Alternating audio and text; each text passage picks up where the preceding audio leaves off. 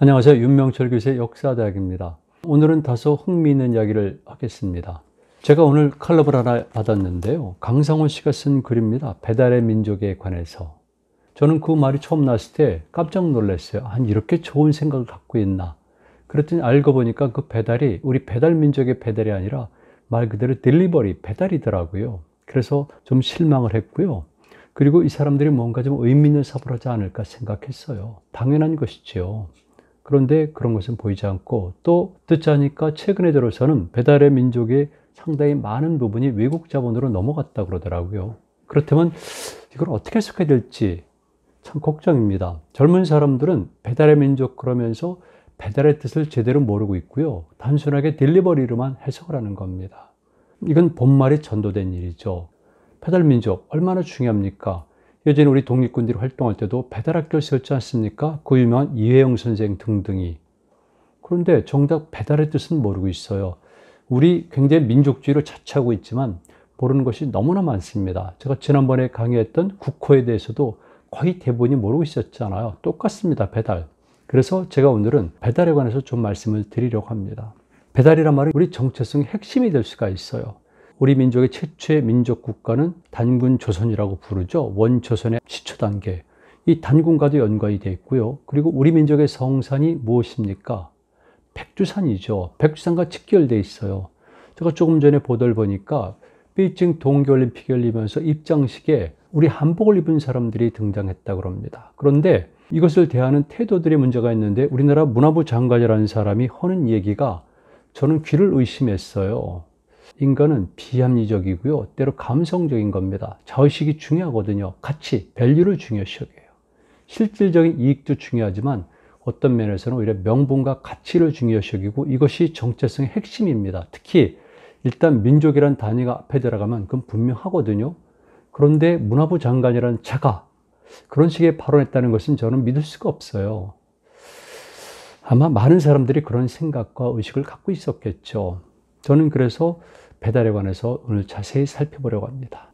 조금 상기된 것 같죠? 일단 배달의 의미를 알기 위해서는요, 흔히 말하는 단군 신화 또는 단군 사회에 관해서 살펴봐야 돼요. 거기 이런이 쓴 책이죠. 그것을 통계를 해서 보면은 배는 먼저 여러분들에게 쉽게 결론부터 말씀드리고 찬찬히 설명드리려고 해요. 배는 밝음을 의미해요. 우리 민족은 백의 민족 이랬을 경우에 많은 사람들이 한복을 입어서 화이트로만 생각하는데 원뜻은 브라이트입니다. 밝음을 뜻하는 거죠. 빛, 광명을 뜻하는 것이 백입니다. 그런데 우리는 이상하게도 백의 민족 그랬을 때 흰 옷만 생각해요. 그리고 우리가 생각하는 흰 옷이 그게 좋은 의미는 아니었지 않습니까? 일본인들이 야나기 무네시를 비롯한 일본의 예술가들 또는 미학자들이 이 흰빛에 관해서 우리와는 전혀 정반대로 해석을 했죠. 이건 무엇을 의미하냐면 굉장히 나약하고 소극적인 한으로 점철된 그런 의미를 내포한 것으로 해석을 한 겁니다. 절대 우리 민족 화이트 민족 아니죠. 이 배, 밝음은 백두산이라든가 우리 국명이라든가 또는 신앙과 직결되어 있다. 이런 결론을 말씀드리고요. 또 하나 배탈할 때 탈. 달이란 것도 똑같이 우리말이었다는 겁니다. 우리말을 포함하고 있는 더 큰 단위죠. 알타이어입니다. 여기서 타루입니다. 타루. 타루는 언덕, 산, 땅 이런 것을 의미해요. 여러분 혹시 양달, 음달이라는 단어 기억나십니까? 지금 젊은 사람들은 양달 잘 몰라요. 음달 잘 모릅니다. 이것도 웃기는 거예요. 그리고 지금 양지, 음지가 차라리 더 익숙하죠. 우리 때만 하더라도 양달, 음달 그랬을 경우에 달은 바로 땅 또는 산, 언덕으로 의미하는 겁니다. 아사달, 금미달 이거 다 산으로 의미하는 것이죠. 결과적으로 단군은 배달, 결론부터 말씀드리면 백산군, 신산을 주재하는 임금 이것이 단군이라는 것으로 해석할 수가 있습니다. 그만큼 배달이란 말은 굉장히 중요한데 우리는 지금 배달로 해석하고 있고 어떤 사람들은 배달의 민족 때문에 배달이라는 단어가 알려졌다고 좋아하는데 그건 본말이 전도가 된 거죠. 오히려 안언니만 못한 겁니다. 그리고 배달의 민족 이거 전형적인 일본 아닙니까? 배달이란 단어도 우리말입니까? 일본말이지. 거기다 의자까지 붙이고 민족이라는 것도 물론 어쩔 수 없겠지만 일본이 만든 조어지 않습니까? 그럼 배달의 민족 그러면 철저히 일본 단어네요. 에이구. 제가 먼저 배달의 배와 연관된 밝음에 관해서 말씀드리는데요. 육당 최남선 선생도 비슷한 얘기를 했지만 우리나라에서 그중 대표적인 학자죠.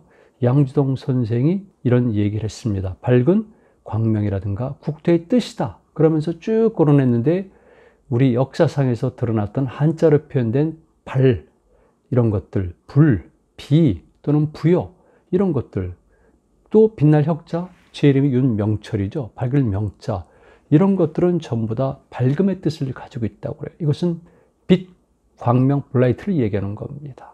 그래서 얼마나 중요한 글자냐면 나라의 이름이라든가 땅의 명칭이라든가 산의 명칭이라든가 강의 명칭이라든가 이런 데 많이 들어가는 겁니다. 그만큼 밝음은 중요하죠. 여러분 박혁거세라고 알죠? 그리고 박혁거세 성은 박씨죠. 지금 제 강의를 듣는 분들 중에서 박씨가 얼마나 많습니까? 여러분들은 그 박이라는 성의 유래를 아시는지요? 박. 이거 원래는요, 밝음을 뜻하는 거예요. 그래서 박씨는 밝음을 뜻하고요. 한자로 표현할 때는 신백자라든가 맛백자라든가 등등. 그리고 여러분들이 보시는 것처럼 발, 불 이런 식으로 다 쓰여지는 거죠. 이만큼 배달의 배라는 것은 우리와 아주 직결되어 있고 밝음을 뜻한다는 겁니다. 육당 최남선 선생은요, 이걸 좀 확장을 시켰어요. 육당이 주장한 것이 불합문화권 아니겠습니까? 그분의 착상은 이래요.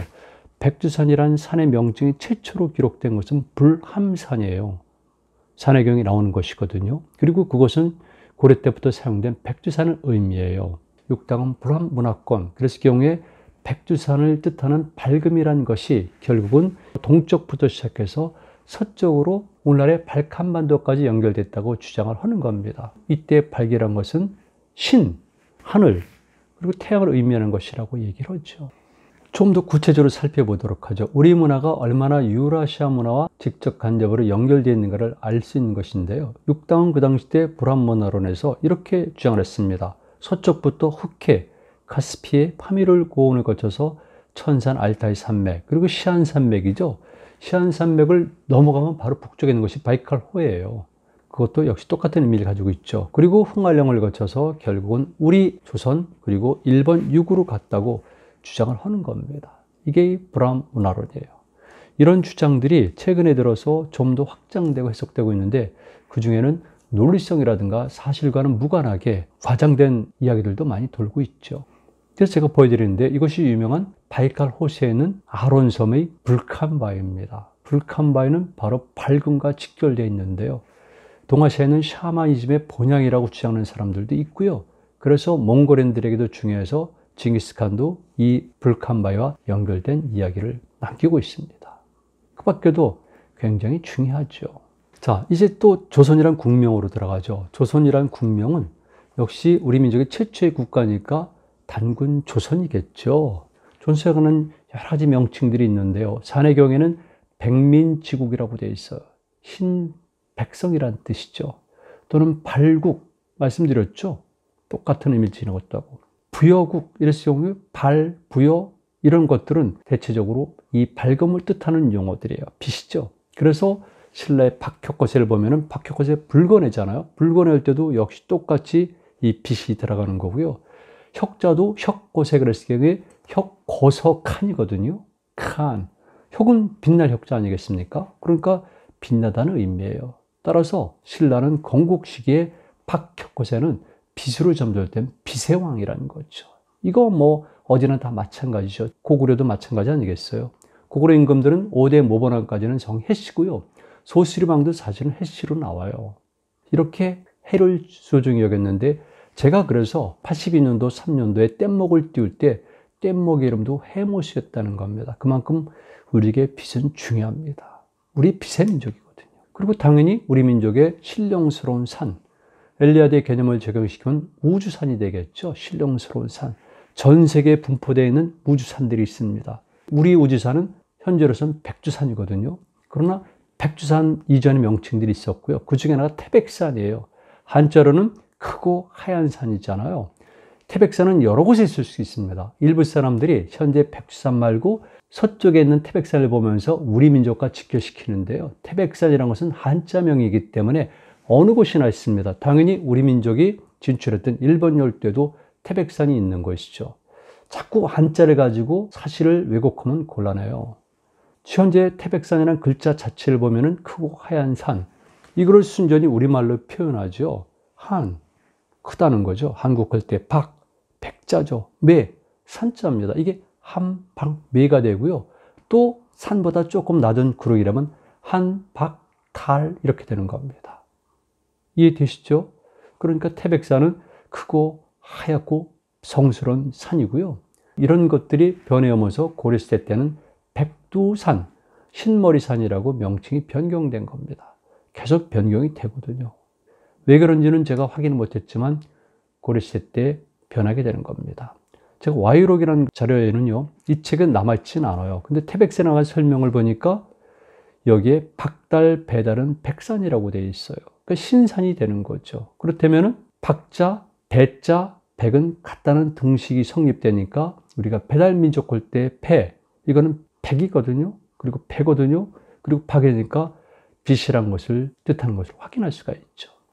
이런 것들은 제가 너무 간단히 설명하는데 이런 언어학적 분석은 제가 한 것이 아니라 양정 선생을 비롯한 몇 분들의 설을 갖고 제가 꽤 오래전에 1980년대 초에 쓴 논문에 있는 내용들을 제가 끌어내어서 오늘 저녁에 PPT를 만든 겁니다.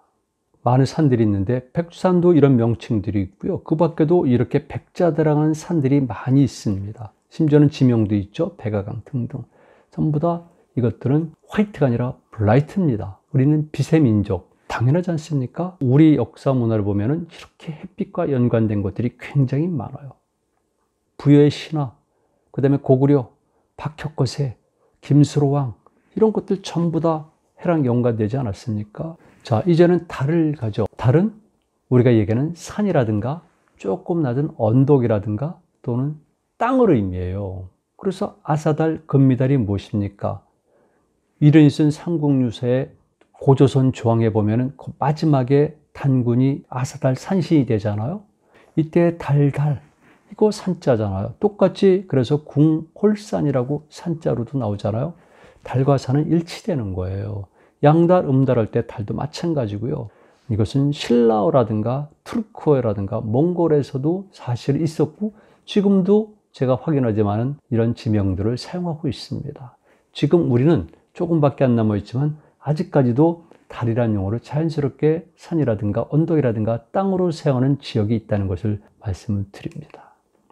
우리 단군을 쓸 때 글자가 두 가지로 나눠져요. 여러분들은 단군 그러면 주로 지금 보시는 것처럼 박달나무 단자로 이해하시죠? 그러나 원전에 해당하는 삼국유사를 보면 제단 단자를 써요. 제단을 관장하는 군이란 뜻이죠. 보통 사람들이 박달나무로 이해해요. 박달나무가 아니라 박달입니다. 박달, 즉 배달이 되는 거죠. 계림유사라는 책에 보면은 이런 기록이 나옵니다. 단은 배달이고 국은 나라고 군은 임금이라고 한다. 이렇게 되는 겁니다. 그러니까 당연히 이 책에서는 단을 배달로 보는 거죠. 와이록도 보면은 백두산은 박달산이라고 한다. 바로 맞는 거죠. 네. 이제 결론을 내릴 때가 왔는데요. 그렇다면은 단군이란 것은 결국은 박달 임금이 되는 거고요. 이것은 다른 말로 하게 되면 배달 임금이 되는 거고요. 또 다른 식으로 표현하게 되면 백산 또는 백산 임금이 되는 겁니다. 그리고 의미상으로 보면 빛의 임금이라는 뜻이죠. 왜? 단군의 아버지는 환웅이잖아요. 환웅의 아버지는 환희이죠. 이때 환자가 무슨 환자입니까? 이건 빛나다는 뜻이에요. 크다는 뜻도 있고 줄기차게 햇빛과 광명과 연관되어 있구나. 이거를 알 수가 있습니다. 국가와 국가 간에 민족과 민족 간에 문화권 간에 경쟁이 있습니다. 때로는 지는 편이 종속되기도 합니다. 그렇게 되면 반드시 일어나는 것은 그 집단이 가진 정체성을 없애버리는 거거든요. 그 중에 하나가 지명이라든가 인명이라든가 마지막 국명을 없애버리는 거죠. 적들은 없애려고 노력을 합니다. 그렇다면 당연히 그렇지 않은 사람들은 이걸 지키려고 애를 쓰거든요. 이게 바로 집단의 정체성이고 자의식이에요. 근데 우리는 그렇지 않죠. 우리는 없애려고 노력해온 것 같아요. 자, 얼마나 일이 중요한가는요. 신우주 건너편엔 단동이라는 도시가 있거든요. 이거 모택동이 개명한 겁니다. 동쪽을 붉게 물들이다. 그 이전엔 안동이에요. 안동은 동쪽을 안정시키다. 그래서 당나라가 그걸 멸망시킨 다음에 안동 대도부를 준 겁니다. 1860년도에 청나라의 땅을 다시 러시아가 빼앗으면서 블라디보스토크라고 명명했어요. 동쪽을 정복하다. 이렇게 지명이 얼마나 중요한지 아십니까? 그런데 우리는 스스로 알아서 없애버리는 거죠. 성리학자들이 보기에 그건 촌스러우니까. 그리고 일본 것도 마찬가지예요. 배달의 민족이라고 아이디어 착상은 좋은데요. 돈을 벌기 위해서 그런 거죠. 억울하잖아요. 배달이란 단어를 지키기 위해서 얼마나 많은 사람들이 목숨을 잃었습니까? 우리 독립군들이 배달학교를 세우고 거기서 독립군으로 양성하고 그들이 피를 흘리면 전투를 벌였고요. 우리 민족의 역사와 언어를 지키기 위해서 얼마나 애를 썼습니까? 조선 어학계 사건이죠. 해도 너무한 것 같아요. 이상으로 제 강의를 마치겠습니다. 처음에는 부드럽게 시작했다가 다소 격앙된 모습으로 강의를 끝내는데요. 제가 지나친 감이 없지 않아 있습니다. 그러나 이런 것들은 한 번은 꼭 짚고 넘어가야 되기 때문에 빠른 시간 내에 준비해서 오늘 이 자리를 마련한 겁니다.